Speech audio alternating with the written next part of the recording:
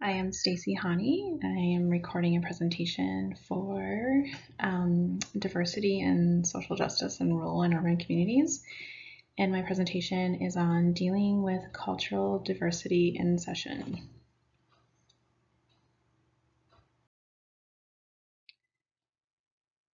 So my introduction will include discuss the client demographic information, so some background information on the client.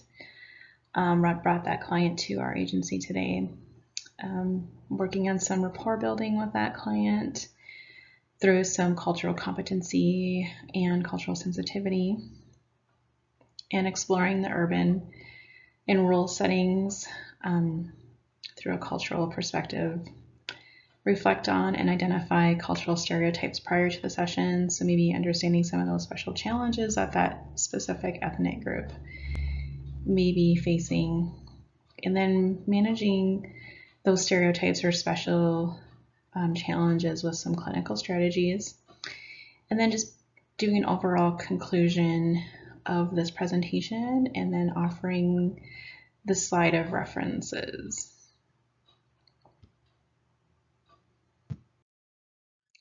So my fictitious client is Starla Smith. Starla is an 18-year-old female.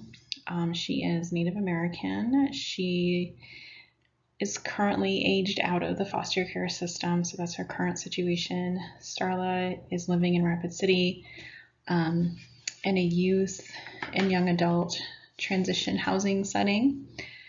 Starla was referred to our program through Pennington County Youth and Young Adult Diversion Program. She is currently working through some criminal charges.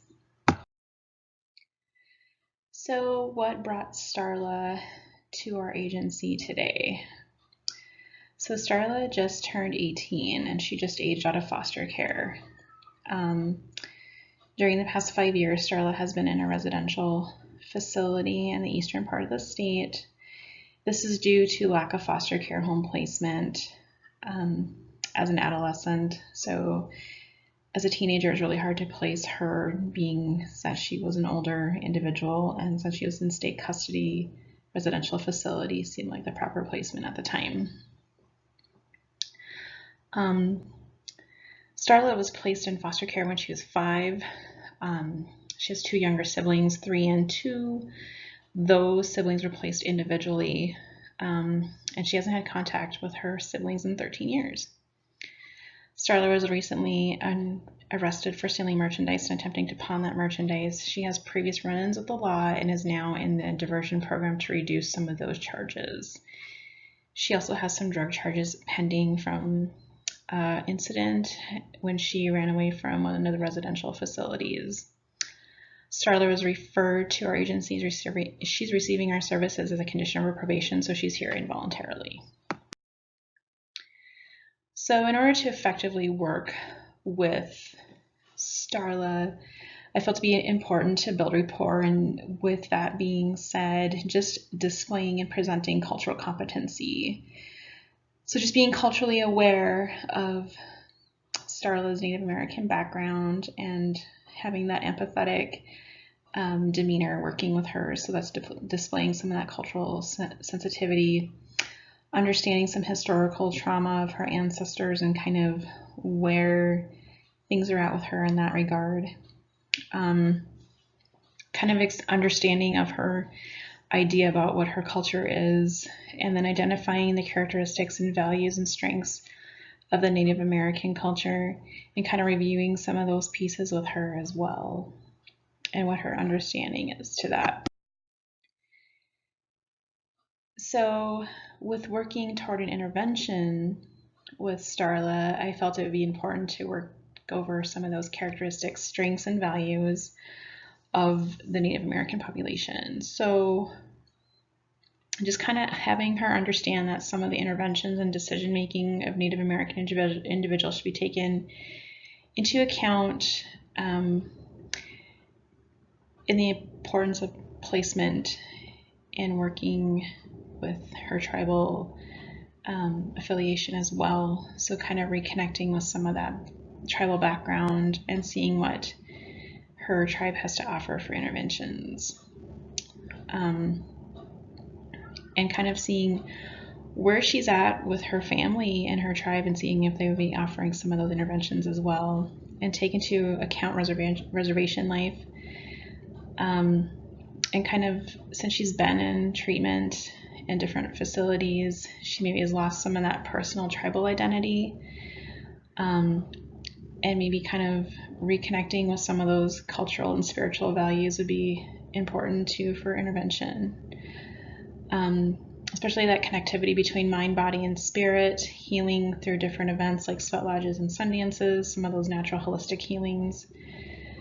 Native Americans have endured extermination and assimilation efforts, so they're very resilient, which is a great strength. They overcame a lot of those obstacles due to their cultural values and strengths, such as spirituality, respect, and extended family support. So just really driving that home with Starla too, kind of that connection with those pieces and those strengths are super important for intervention. And maybe just exploring culture in urban life and rural life, and kind of what the youth are like in those settings, people that are really kind of her age. So there was a study that was done that Sue and Sue had indicated in the textbook that 401 youth were studied have tribal base, so rural base, and half urban based.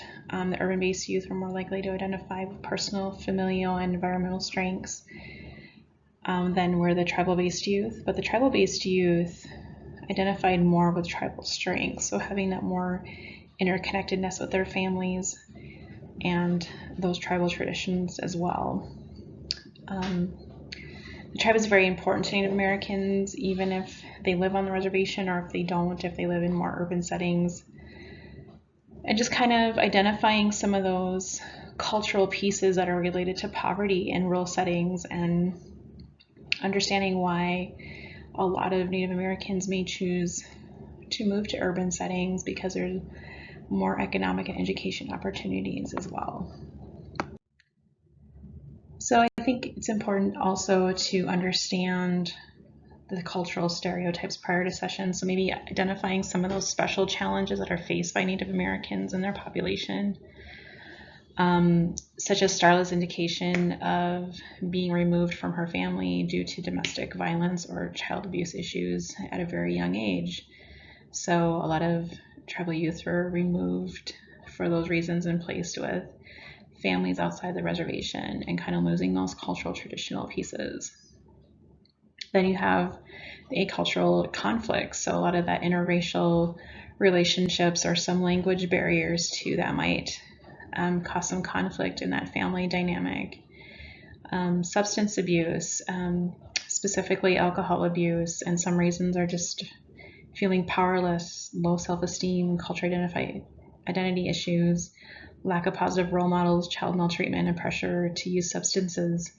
So the alcohol abuse piece is huge, and understanding how that could be a possibility on the reservation or even off the reservation.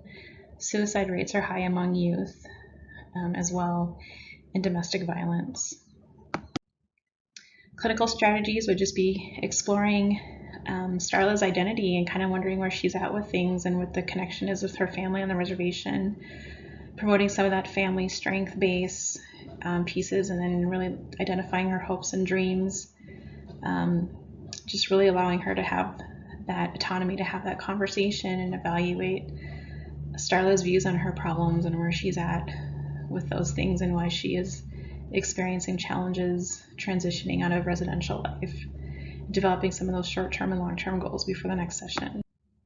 And in conclusion, just overall discussing Starla's identity and where she wants to go in life, and discussing those goals, work through some stereotypes and special challenges, debriefing with supervision to understand some of the issues that have come up in the session, and just making sure we build that rapport so our next session is more effective and that she feels comfortable having a conversation with me as her counselor.